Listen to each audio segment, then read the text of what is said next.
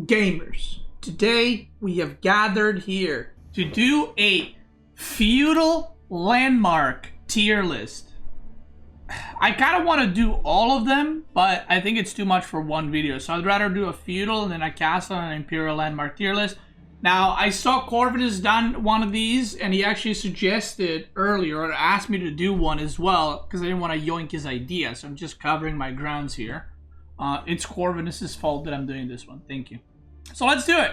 The way we're going to do it, obviously all the landmarks are here in this tier list, but I am just going to do feudal ones, because it's pointless to compare like Berkshire and Council Hall, where they're at, right? You want to compare Berkshire to other imperial landmarks instead.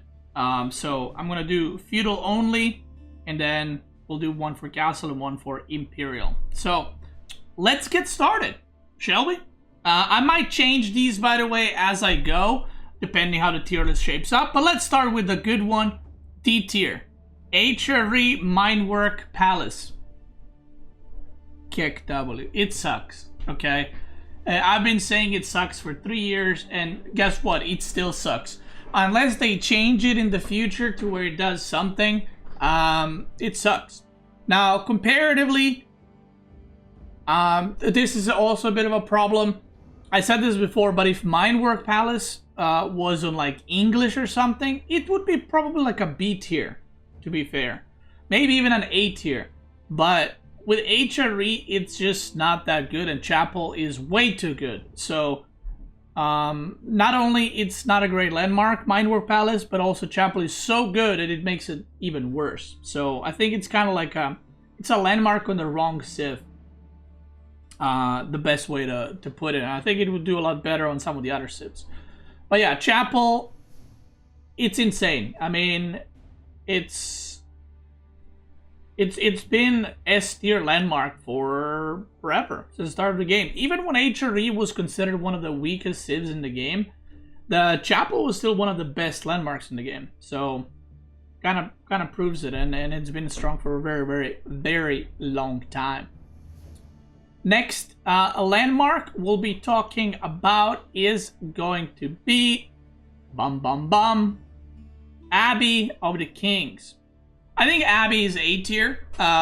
It was S tier in my opinion, but it did receive a nerf, and the nerf is quite noticeable at the top level. Your king comes out later now, and it messes up with a lot of timings where you could have harassed before. It's still a very good landmark because not because it spawns a king or it heals you. You know, just giving you a knight basically is not that good. The point is, you can do a lot of things behind it. That's why it's strong. It enables you to do a lot of things behind it without making units, and it forces your opponent to make units. So, Abbey of Kings forces the opponent to make spearmen, and you can go second TC and not have a worry in the world. Or you can go Abbey into longbow spearman all in, but it still forces the opponent to go spears. So you kind of bait them into going spears and you go longbow. So it's a very good landmark for those reasons. If it spawned like a horseman, it wouldn't be good, but the fact that it is a knight and you cannot just kill it with archers early on, makes a lot of problems for the opponent. So even maybe before the patch it was A tier. I don't think it was S tier, but yeah, a pretty good landmark. I'm not going to do Council Hall yet because I don't know where to place it, but we'll see as we go. Next landmark we'll be talking about is going to be I'll go with Kremlin. Kremlin is just, again, part of the reason why both of these civs are top tier civs right now. And you can see that the top three landmarks right now have a very similar thing, which is they either force your opponent to play a certain way or they protect your resources. So Kremlin basically gives Rus the advantage of not having to build a single unit, and they can get a second TC for free, and there ain't nothing you can do about it, no matter what civ you are. And it gives you a lot of defense. It also is a wooden fortress, so it gives you bonus wood drop-off, so you don't need to build that. You can also spawn gremlins. it's just a very, very good landmark, and part of what makes Rus so good in the current meta. The next landmark we'll be talking about is going to be... Ooh, I don't know where Golden Gate is. It's not a very popular landmark, but it doesn't mean it's necessarily a bad landmark. So I'll let that one cook for a bit. How about that? Kaka Township. This is a hard one because on water maps it's insanely good, right? But on land maps it's not very good. So for that reason, I'm gonna give Kaka Township 8. I'm gonna just base it off of what it's used for, and I'm gonna give it an A tier. This landmark is literally the reason Japanese is played on water maps. On land maps, it's completely awful, but for its purpose, what it's supposed to do, what it's used for, I think it's very, very good. And like I said, fishing for Japanese is cheaper, but this is what makes Japanese good on water maps. It's very similar to how King forces other players from English to make spearmen. Because of Shinobi, you have to make units on water maps against Japanese, but Japanese doesn't, so they have more ships because of it early on. So that's their kind of advantage. Next landmark, Kura Storehouse. I think it's a great landmark for multiple reasons. It gives you a drop-off point. You can upgrade all the eco upgrades in the landmark, so you don't need to build a lumber camp, which you can save a little bit of wood. So you can build it connected to any resource, and it's a drop-off, right? But it also gives you, I think it's 60 wood per minute, right? Someone can correct me on this. It used to be 75 wood per 45.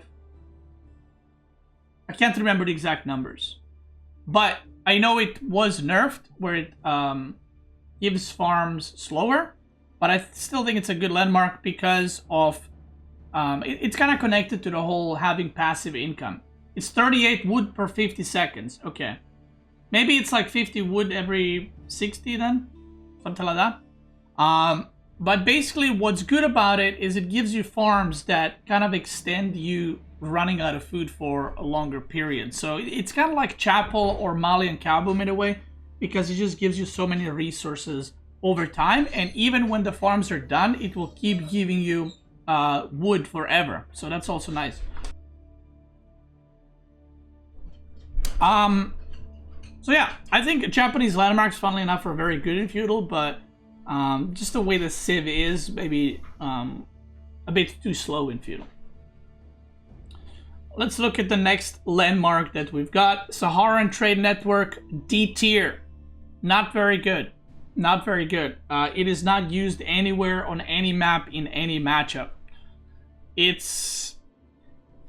The landmark itself, what it does is great, but that style that the landmark is made for doesn't work. So, you know, what it does is basically it gives your traders the ability to drop off, I think it's like 20% of, or 10 or 20% of food, I can't remember, from the gold that they're dropping off when you pass near a tower, or 50% of the gold is food when you pass this landmark.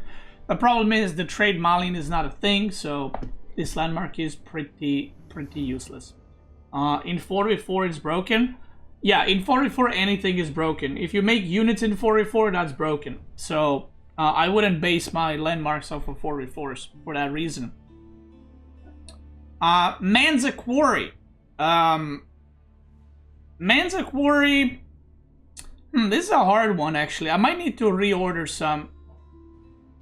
I'm gonna put it in B tier. I think Manza Quarry is a good landmark. It gives you 75 gold per minute, but and so basically it gives you 2 extra villagers gathering gold forever.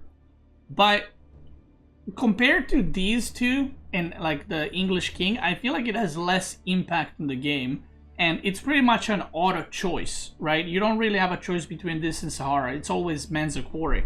So I feel like if maybe Saharan Trade Network would be doing something, I could rate it lower or higher, but I think it's just an okay landmark. You can use stone on it in the late game, but overall, once you get to a certain point with Malian 75 gold, a minute is not that much, especially for a civ that gets a lot of passive gold from the pit mines as well. And but yeah, the reason why you choose it, I mean, you just get 2 extra villagers when you age up. That's it, and this gives you nothing. So there you go. Next one we'll be talking about is going to be the Byzantine Grand Winery. I'm gonna put it into A tier. I think it's a good landmark. It's not an S tier landmark because it requires a lot of setup for it to start paying off. Chapel technically also, Aachen Chapel also requires a setup, but Chapel also gives you immediate return for quite a while because of the wood line being under Chapel and everything. Grand Winery gives you an instant return on your berries, but they quickly get depleted, and then you need to invest resources in order to make it good. Maybe it's even a B tier actually, because of that. Maybe it's even a B. I'm gonna put it in B tier for now, but I might change it. Like the landmark itself is good, but you have to take into consideration how long does it take for the landmark to come into play, right? If there's a landmark that gives you 3,000 food after 20 minutes, is that a really good landmark? You know, 3,000 food is a lot of food, but after 20 minutes, do you need 3,000 food? So it's kind of like that. So I think Grand Winery is good, but you need to invest a lot of resources for it to become really good, in order to give you mercenaries. You can create monks in it, which is nice, but like I said, I might reorder some of these. We will see. Next landmark is going to be the Cock. I'm going to give Cock C tier for Cock. It's not as bad as these two, but it's not great. You do get 3 villagers every time you get an eco upgrade, but other than that, it doesn't really do much, and it doesn't really justify the whole landmark part of it. And let's as well finish the French. I'm gonna give French School of Cavalry, I'm gonna give it a C tier as well. I think landmark itself is very underwhelming. The only thing that it does is it reduces the production speed of all your stables 20%, which is cool, and you do get a production building as you age up, but that 20% is not that insane, right? But the thing is, the other landmark is not good either, so it's kind of like either or. So they're okay, they're not that good. All right, next thing, let's look at OOT to the D. OOTD. Now, OOTD is a really bad civ in the current state of the game, so it's hard to even rate it. But I'm gonna give OOTD Chapel. I'm gonna give it A tier because it did get buffed recently, and technically you can fit more economy under Chapel because OOTD workers are more expensive and more supply efficient. The problem with OOTD is that their units and stuff don't really work too well. It's not that the Chapel is necessarily bad, it's just that their units are bad for their cost. But it's good for the same reason that Chapel is. Chapel is just better numbers-wise in economy. But since OOTD Chapel got buffed, it is a bit better than it was. And then mine work for Chapel for OOTD, sorry, I'm going to give it a B tier. It has some good upgrades, but it is situational in which matchups you use it and which units you're gonna go for. So if I might even give it a C tier. I'm gonna give it a C tier actually. The upgrades itself can be used. The crossbow upgrade is pretty much irrelevant because it only comes in Imperial, and if you're Imperial, you just make culverins for crossbows instead of crossbows to kill siege. The Lance Connect one is good, but I feel like making lens connect in like in one-on-ones is not that good, and you need to be so far ahead in order to pump those units to make use out of them. So that upgrade, while good, is not great because of OOTD costs and how fast lens connect die, so they're not really worth it. And then the only upgrade I would say that it is worth would be the man-at-arm one. Now the problem with the man-at-arm upgrade is, while it is great, the only reason you would go for this landmark is to go for the man-at-arm. And if you do go this landmark at the top level, people gotta know, yo, you're probably gonna make man-at-arm, because once you're like under 20% health, you take 30% reduced damage, something like that. I don't know the numbers. So while this landmark does have that one good upgrade, it kind of also locks you into making men-at-arm, which I think if you compare OOTD men-at-arm to H3 men-at-arm, cost per cost, H3 men-at-arm are way better. So if you go men-at-arm archer, men-at-arm crossbow, your opponent can just go mass crossbow and mow you down, right? That upgrade is not going to save you, to put it that way. So, yeah. Next landmark we'll be talking about is Hippodrome. That's an interesting one. Okay, we're going to put Grand Winery up, because Hippodrome is not a C tier. Hippodrome is not a bad landmark. I know it's not a lot of people go for it, but I do feel like it's a bit of a underrated landmark. And I do think that if Byzantine ever gets some changes, I think this landmark might become a lot more popular. You get immediate stables, but the activation ability is actually really, really strong. And I've had a lot of fights where you think you're going to win, and then the Byzantine player activates the ability, I think it's called Triumph, and it kind of mows you down pretty badly, and the horsemen end up regenning and doing a lot more damage than you thought they would. So if I had to compare them to these landmarks, I would definitely put Hippodrome here for that reason, and then I had to put Grand Winery up, because I don't think Grand Winery is same as Imperial Hippodrome, but you know, there it is. Next one we'll be talking about is going to be Council Hall, and I'm going to put Council Hall into B tier. The reason for that is the meta has changed a lot over the past two and a half years. You know, maybe a year ago, Council Hall would be like S tier, because the only way to play English is to be aggressive, and a lot of people still didn't know how to play against it. But now, I don't even remember the last time I have seen Council Hall all-ins from English at the top level, because people just learn how to defend against it. And the only thing this landmark gives you is 2 archer ranges. That's it. So, now the reason I put it above School of Cavalry is because Council Hall scales really well into the later stages of the game. So it scales really well into Castle, it scales really well into Imperial, and it opens up for your opponent needing to make a response like almost immediately. Like if you start spamming longbows and the opponent doesn't immediately respond, you might have 2 longbows for them to eventually answer for it. Now, is it actually a B tier even? That's what I'm thinking. I'll leave it here for now, but I might even put it lower, because all these landmarks that just give you a production building are both good and bad for the same reason, because that's all they do. So, we'll see.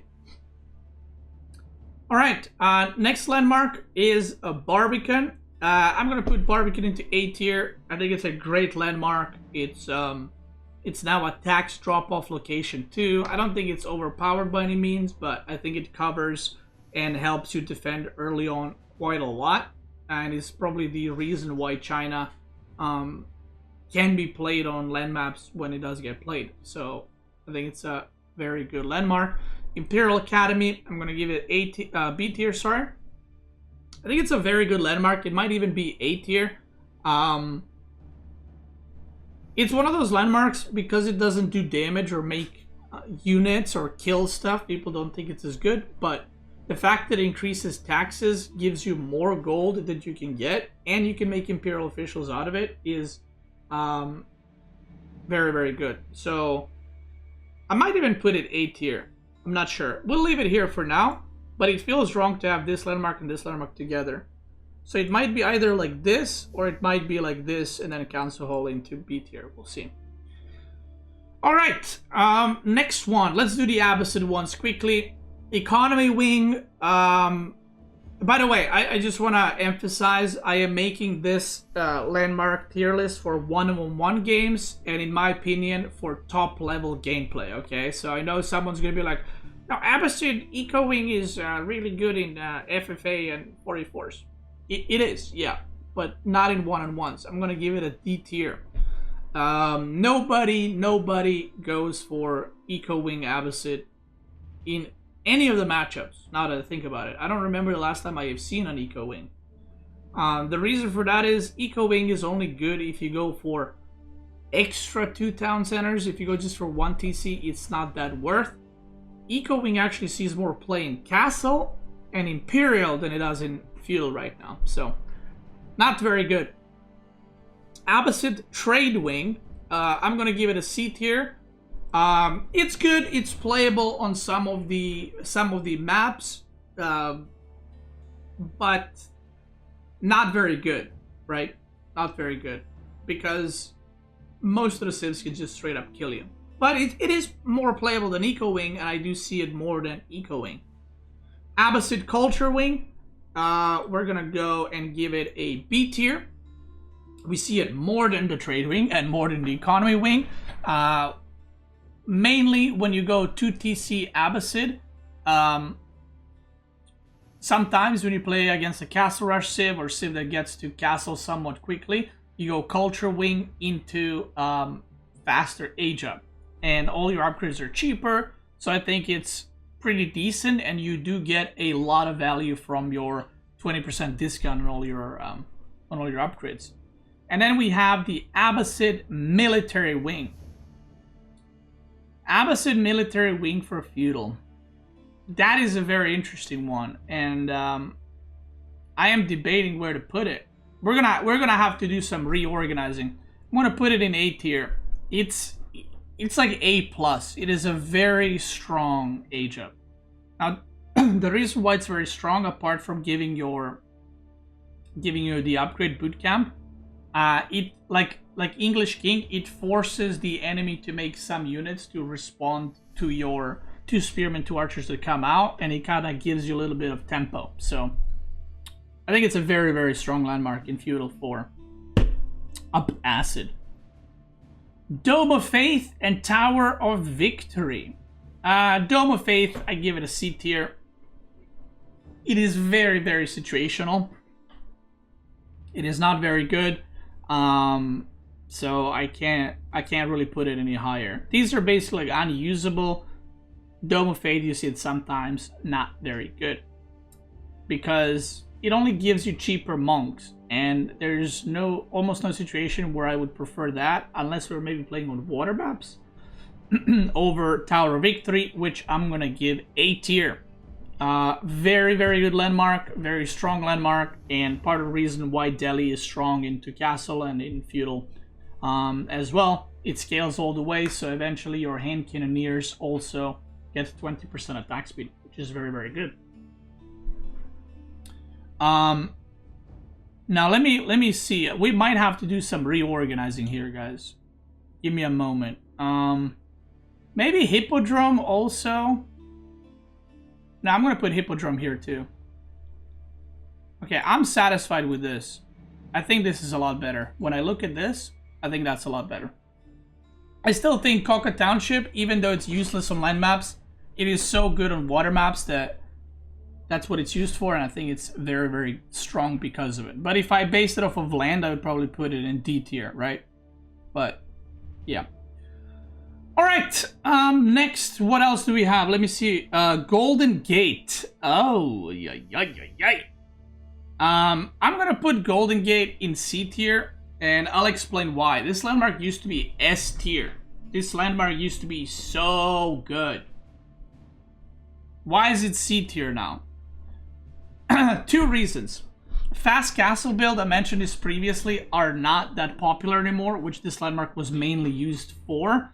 And another reason is to go for 2 town centers. But if you go 2 town centers, back in a day, you could just go 2 TC, you don't gotta worry about a thing, you buy stone, you chillin'.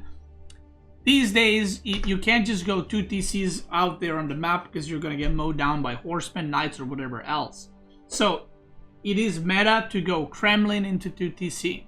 And part of the reason why Golden Gate is this low is because Kremlin is so good. Maybe I would give Golden Gate like B tier, but I just don't think it's that impactful in the current meta of the game. The one time I would go Golden Gate is maybe if you're doing some castle rush into horse archers build. But other than that, it's...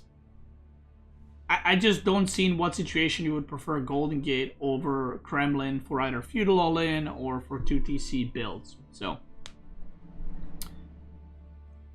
it feels bad to put it in C tier, but like, when was the last time you saw this landmark in pro play? It's sad. How the mighty have fallen. Alright, next landmark is going to be, let me see how far we've got. We've done those. Mongol landmarks. I'm just gonna... Silver Tree is B tier. It's okay.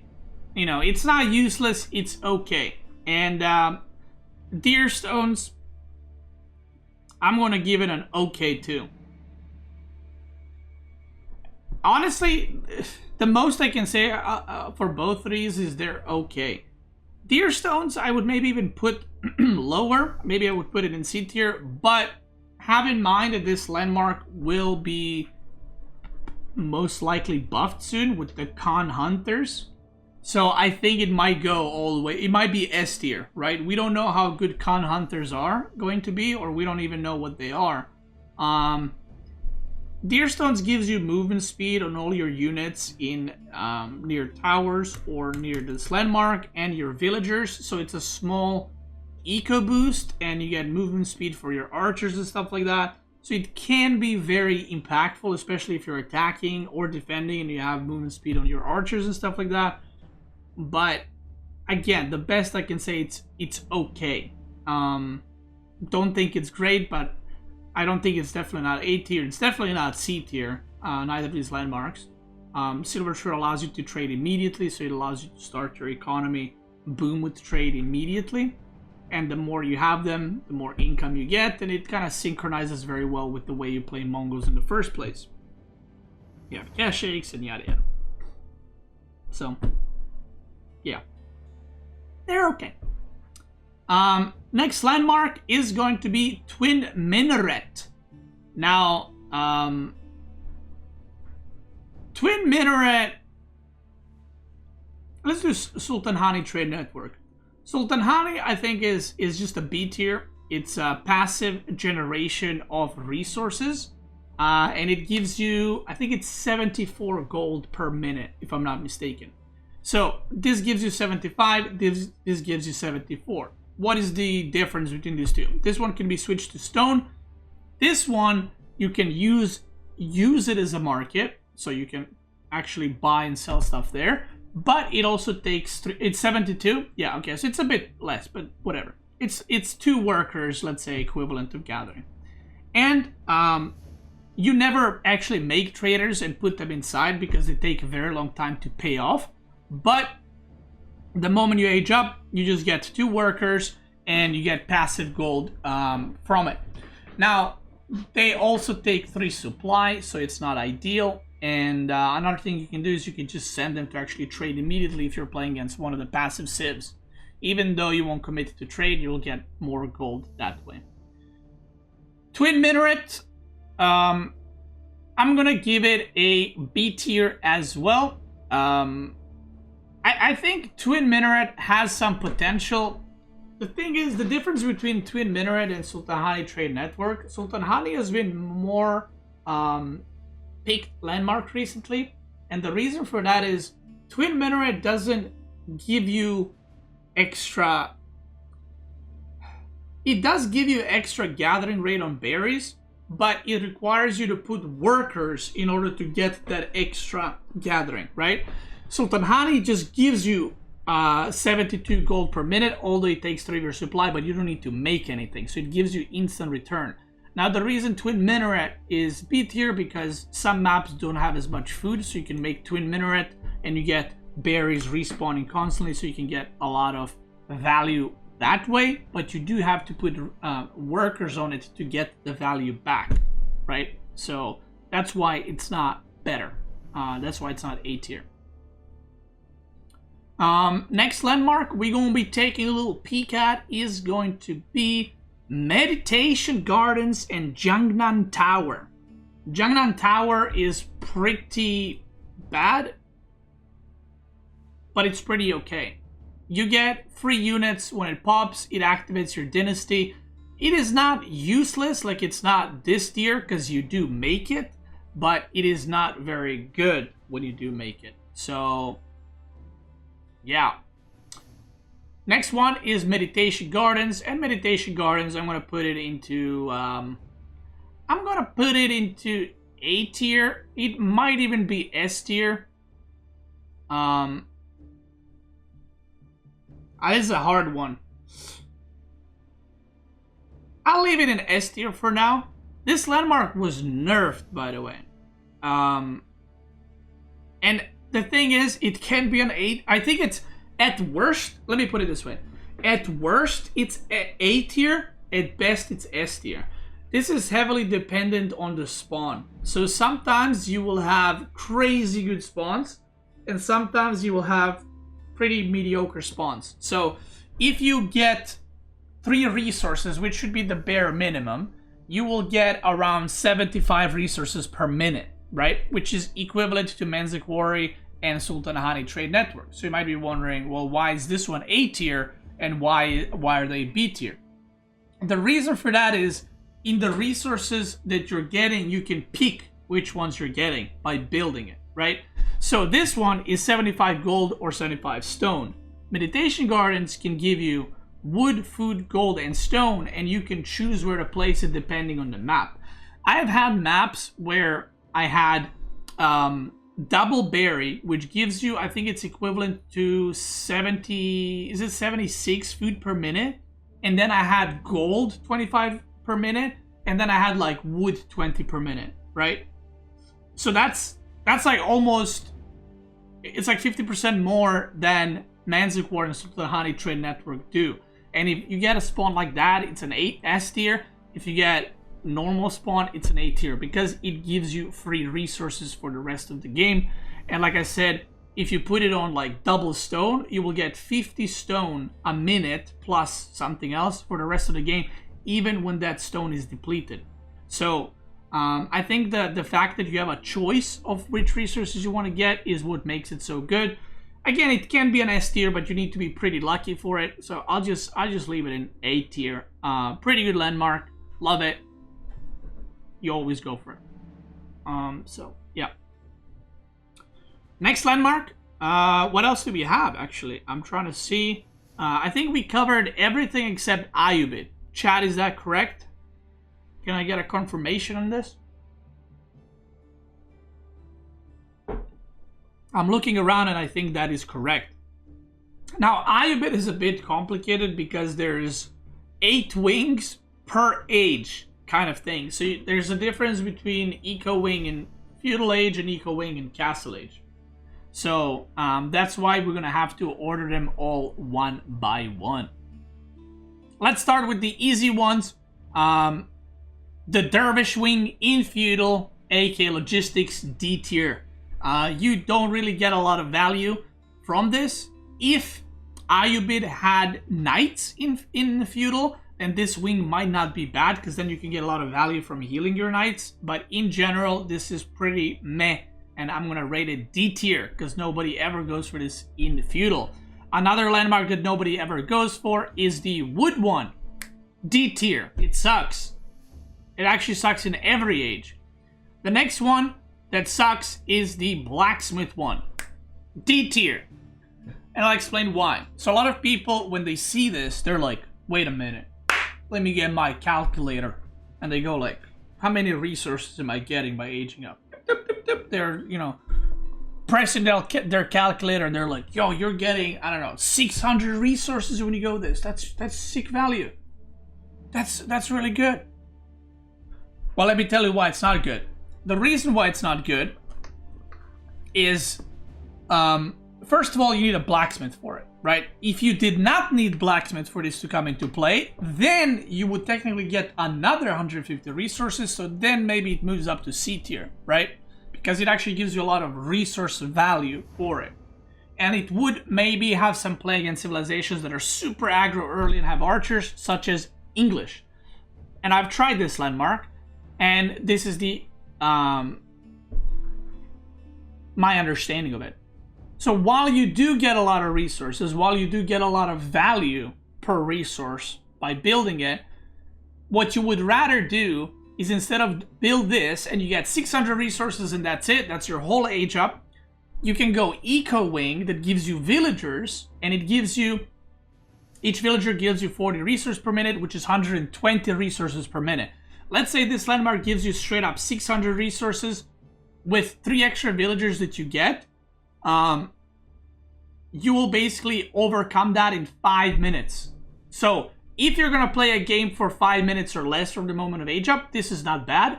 But if the game is going to go longer, the villagers will get a lot more value, especially once you get more upgrades throughout the game. And those 3 villagers, if you don't lose them, will be there for the rest of the game. So instead of getting 600 resources, you're going to get potentially thousands of resources from the 3 villagers you get extra. Not to mention, extra 3 villagers will also allow you to get your blacksmith upgrades faster, thus negating the point of this landmark, which is to give you free upgrades. And that's also true in the chat. Getting all the blacksmith upgrades is not instant value, because you do not need +1 range attack immediately. You do not need +1 melee armor or attack immediately, because you don't have any units. So it kind of gives you value, but later on. But by later on, you can just go other landmarks and get better value long term. There we go. Because I often see people like saying like, oh, this is not a bad one. This is not a bad one. It's a bad one. Let's see. The next one is going to be the Atabeg one. Now, the Atabeg one, I'm going to give it a B tier. I don't think it's bad. I just don't think it's very good either. I've tested around with it. So now it's buffed recently and it gives you 3 Atabegs. So you can go Atabeg into Feudal, put 2 in stables and 1 in archer range. And then what you make units, they got more HP, poggers. And then when you age up to castle, you still have them. So you still produce camel lancers with extra HP. So it's okay. It's not bad. The problem is, what's really annoying is if you you cannot swap Atabegs from one building to another. You have to destroy the building and then pay 100 food, 100 gold for it.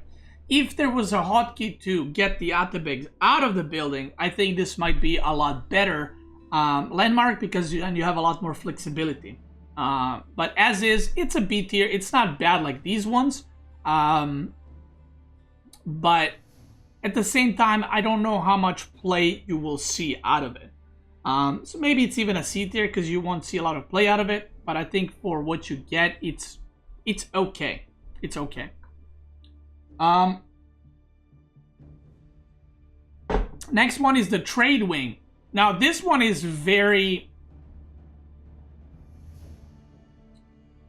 very, very, very situational. And I'm gonna put it in C tier just because it's so situational and it's so RNG. It can either be like a B tier. You can even get it into an A tier, but it is so, it's just, yeah, it's Gamba Wing, right? You guys remember there was a time where Gamba Wing was the most broken thing in the world. Then they nerfed it because you could make villagers out of it. I remember I had a tournament game, and I think you would make 3 villagers in Feudal.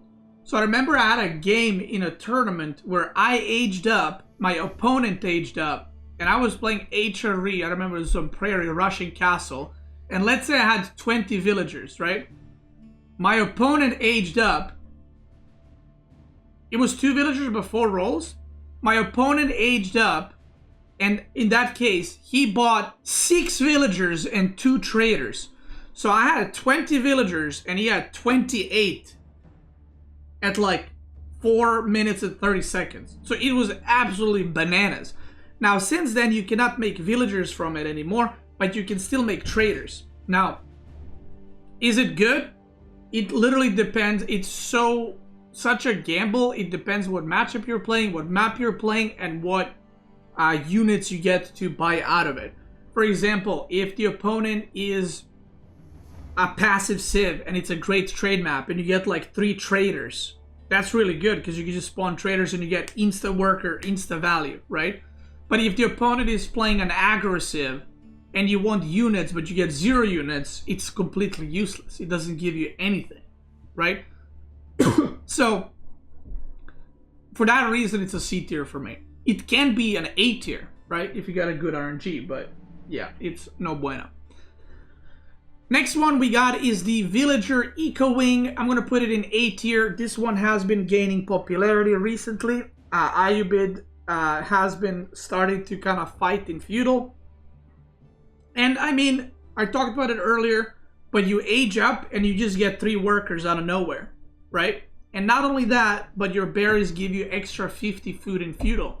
So it's just, the A tier landmarks are something that either is very strong or gives you long-term benefit or gives you instant value. And this is the one that gives you probably the most instant value out of any of these, except maybe Abbasid Military Wing and Imperial Academy.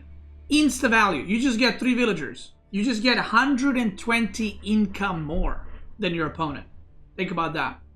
And that's why these landmarks are here. That's why this one is right here. So it's a very, very strong age up. Now, this one right here, I am also going to put it into A tier. Recently, it has been nerfed. I would probably put it in S tier if it was last patch. But I'm going to put it in A tier. Maybe it was still A tier. The reason for that is it has received a nerf. Desert Raiders used to spawn immediately. Now they spawn after 15 seconds. So it gives your opponent a little bit of time to react to it. Again, another reason why this is good is same reason why Shinobi, why King, why Military Wing is so strong at the top level.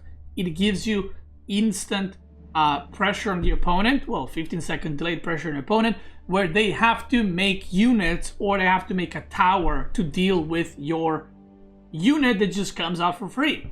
And this unit costs 180 resources to make. My numbers might be wrong. Twitch chat can correct me. The Desert Raider costs 180 resources. It spawns every 2 minutes, which means you get 90 resources per minute. And not only you get 90 resources, but it's a unit that's made.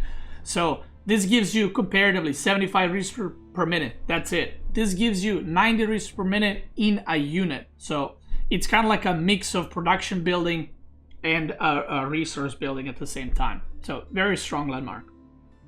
And last but not least, we have the Ayyubid Fast Age Up Wing. And I'm going to put this into A tier, which might be a shocker for some, might be confusing, but let me explain. This is a landmark very similar to Shinobi 1, and it is the only reason why Ayyubid is played on water maps. And this is strictly for water maps. This is not usable at all on land maps, at all. This is the one that makes your age up cheaper and faster. Not usable on land maps at all, ever. On water maps, it is very, very strong. The reason it's very, very strong is Abbasid on water sucks because the age up is too slow.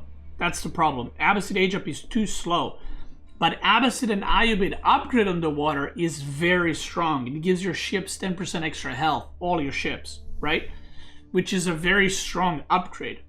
Now the problem is Ayyubid ages up late, so it usually cannot be played on water. And Ayyubid, variation of Abbasid, solves that problem by having this age up, which is you need, I think it's like 240 food or 220 food and 130 gold to age up, and you age up quicker. And then you can continue playing your game with, you know, golden ages and 10% HP on the ships. So it's very good. But on land maps, it is pretty trash. And I'm trying to see, but I think that's kind of it. I would perhaps move Deer Stones into C tier. I'll keep it in here.